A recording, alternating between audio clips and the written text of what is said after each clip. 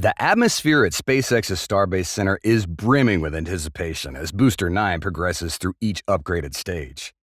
After being equipped with a powerful component as hot staging, Super Heavy once again rolled back to the launch site on August 23rd. It's ready for the final test before Starship's second orbital test flight. Stay tuned as we dive into this and more in today's episode of Alpha Tech. In the history of space travel, orbital flights hold immense significance as they enable a multitude of scientific and commercial missions, such as satellite deployment, space station operations, and crewed space flights. For Starship to carry humanity to the Moon, Mars, and deep space, its initial milestone is achieving Earth orbit. In reality, launching a rocket is already a challenging feat, but placing it into orbit is even more formidable. Given the substantial amount of fuel required for a rocket to achieve liftoff, contemporary rockets typically consist of two stages. Once a stage has depleted its fuel, it separates and returns to Earth, enabling the second stage to continue its operation without carrying the additional weight of now empty fuel tanks. Starship follows suit, comprising two distinct stages, the booster stage and the spacecraft stage. However, the most intricate aspect of this process lies in the separation of the rocket stages. Not separated as easily as Falcon 9, Starship is a huge and distinct rocket, so its phase separation also uses a more complex and unique method. This is largely dependent on the performance of the Starship's booster. It's one of the largest rockets in the world, and only the second rocket in human history to use dozens of engines to generate millions of pounds of thrust. After a static fire of Super Heavy's booster engines, Starship's gigantic first-stage rocket last week, SpaceX, recently shipped the rocket back to the launch site for more pre-flight testing. Booster 9's journey from the mega bay to its secured position on the launch pad takes less than 6 hours. The speed and precision are truly remarkable, showcasing SpaceX's increasing mastery of its colossal megazilla. Immediately thereafter, the wait couldn't be prolonged any further. Booster 9 smoothly underwent a series of gentle tests.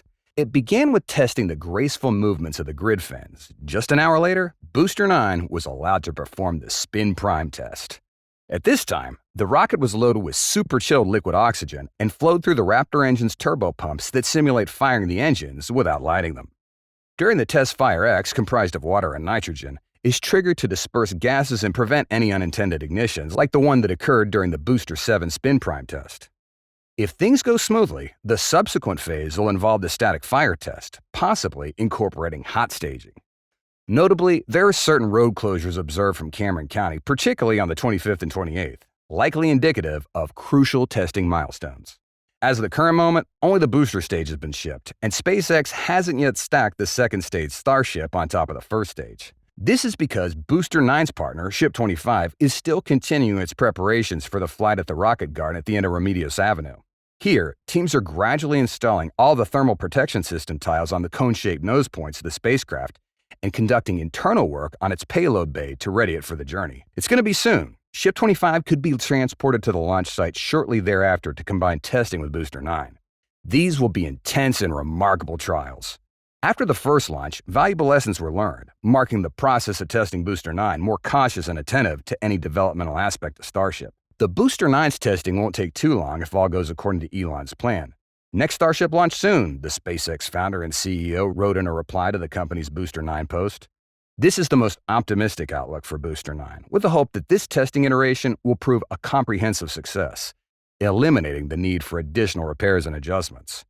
To prepare for the second launch, Booster 9 had previously also undergone crucial tests while standing firm on the launch pad.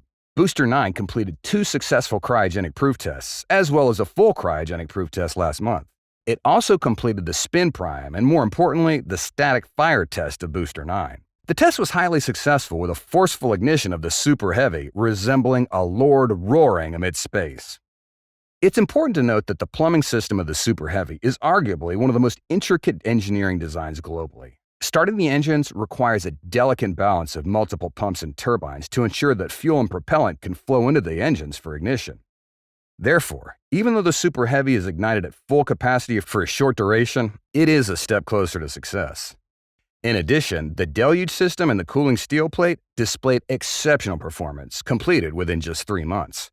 The tasks assigned to this system, such as protecting the launch pad, reducing debris thrown up, or minimizing noise that could potentially shatter glass, all met the requirements.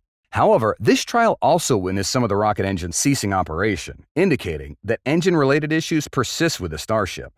SpaceX will need to address these concerns before the second flight. This was followed by a rare Raptor 2 long-duration test last week that saw the engine gimbaled at 15 degrees. SpaceX's chief Elon Musk explained later that the test's purpose was to evaluate it for a rocket landing. While SpaceX has landed the second stage of Starship as part of its earlier test of the campaign, it's yet to land the Super Heavy booster. Landing the booster is equally, if not more, complex due to its size and engines. The flight profile is the only differentiating factor between the ship and the booster's complexity. Amidst this progress, there are few publicly available details about a potential date for the next Starship test flight. It all depends on whether testing goes as planned and SpaceX obtains regulatory approval to perform the launch before this year ends. The company faces regulatory challenges, with a coalition of environmental groups suing the FAA over concerns about the potential impact of Starship launches on the South Texas ecosystem. However, a fresh notice by the Coast Guard shares that SpaceX might conduct rocket launch activities in the second week of September. The Coast Guard's notice to mariners warns them of navigational hazards from a rocket launcher debris, with the notice reading, "On approximately September 8, 2023, mariners operating offshore in waters of East Brownsville, Texas, are advised of rocket launching activities in associated hazardous areas that may impact navigation interests. Navigational hazards from rocket launching activity may include free-falling debris and/or descending vehicles or vehicle components under various means of control.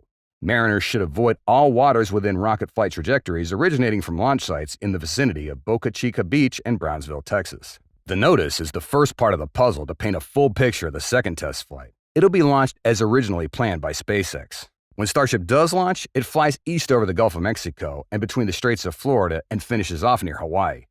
Both Super Heavy and Starship are designed to be fully reusable, but this will be the flight that both vehicles will splash down in the ocean rather than make vertical power landings on terra firma or a drone ship, as the first stages of SpaceX Falcon 9 and Falcon Heavy rockets commonly do.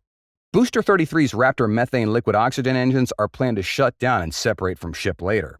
The booster will restart a select few of its engines to bring it back towards Texas, ultimately splashing down approximately 32 kilometers off the coast of the Gulf of Mexico. The Starship's upper 6 Raptor engines, meanwhile, will start up into the flight, continuing the vehicle's journey eastward.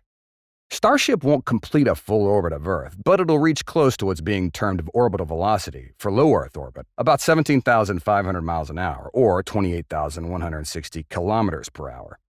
Starship will then put itself through a testing, high-velocity re-entry into Earth's atmosphere. If all goes well, it'll splash down approximately 62 miles or 100 kilometers off the northwest coast of Kauai, a Hawaiian island. This splashdown is scheduled to occur 90 minutes after liftoff from Boca Chica. It's truly something we can't wait for, and I'm sure you feel the same way too. Get ready for the shock that SpaceX is going to bring us this September. And that's it for today's episode. We do hope you enjoyed it and learned something new. Please let us know what you think in the comments below, because your feedback is very important to us and helps us make better videos for you. Thank you so much for watching, and we'll see you next time.